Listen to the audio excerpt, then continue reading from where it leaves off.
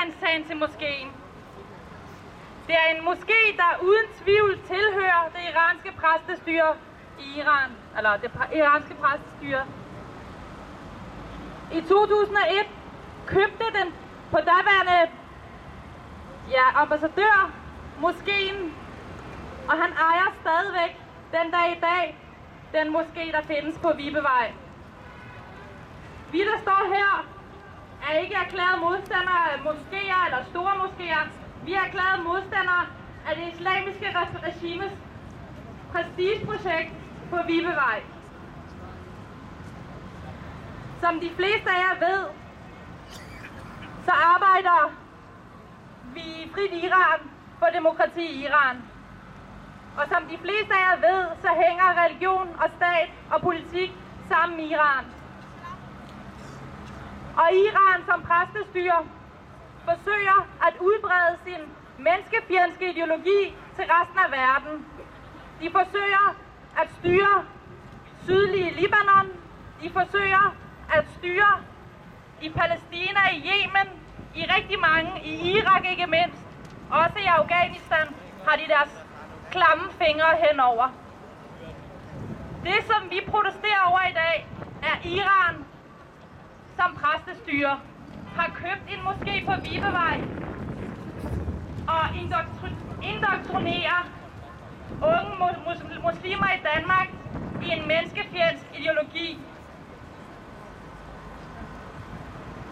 Siden september og august måned, hvor jeg først hørte om planerne, har det gjort mig rigtig ondt i hjertet, at venstrefløjen, mit eget parti, Socialdemokraterne, SF, Radikale og måske nogle andre medlemmer af borgerrepræsentationen, anser moskeen for at være en berigelse af København, for at være et integrationsprojekt. Det er meget, meget forkert. Præstestyret har ikke interesse i og arbejder ikke for at berige København. Præstestyret arbejder ikke for at bidrage til integration i Danmark. Præstestyret bidrager til at udbrede sin egen menneskefjendske ideologi. Det vi skal gøre i dag, og uanset hvad der sker i afstemningen, det vi skal gøre i dag og i morgen og overmorgen og fremover, fordi i Danmark så kan man ikke forbyde organisationer. Lige ved Vesterport derovre, så har Scientology en kæmpe bygning. De har lige åbnet noget på Vesterbrogade. Nazierne har noget i Greve, og Hizb ut-Tahrir er lovlig i Danmark. Sådan er lovgivningen i Danmark. Men det vi kan gøre, og det der har været dansk praksis, det er, at vi med vores argumentationer mod et menneskefjendsk regime skal gøre dem til grin, skal afsløre deres løgne, sådan som vi har gjort det i den her forbindelse. Jeg var i Ramadan måned hen og snakke med imamen i den her såkaldte Ahlul Bayt-forening, selvstændig forening, Imam Ali Moskeen. Han sad og kiggede mig i øjnene. Det må imamen ikke. Han må ikke kigge en kvinde i øjnene. Han sad og sværede på, at den her moské på ingen måde havde nogen som helst sammenhæng med det iranske regime. 2 dage senere fandt Weekendavisens journalist Henrik Dørve. Jeg synes, vi skal give ham en kæmpe hånd, for det var faktisk ham, der fandt beviserne for.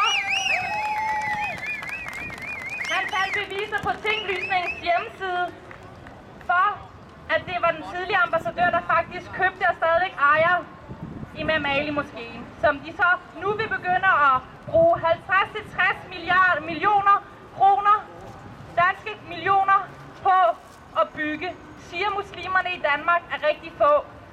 Og de kan på ingen måde via deres egne lommer bygge en moské til 50-60 millioner.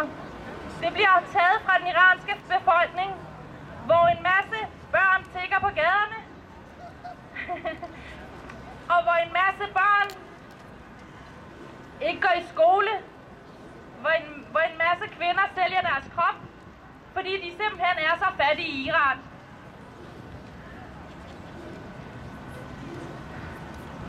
Og så går de her penge til præstestyrets moské i København.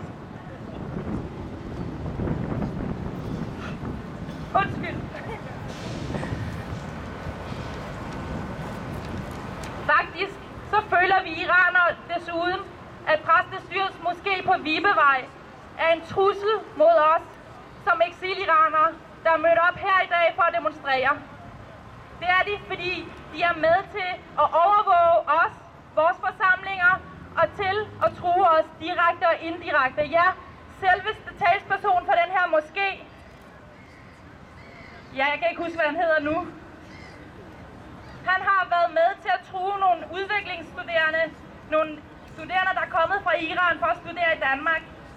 De var med til den allerførste demonstration, som vi holdte 2 dage efter valget i Iran i juni måned.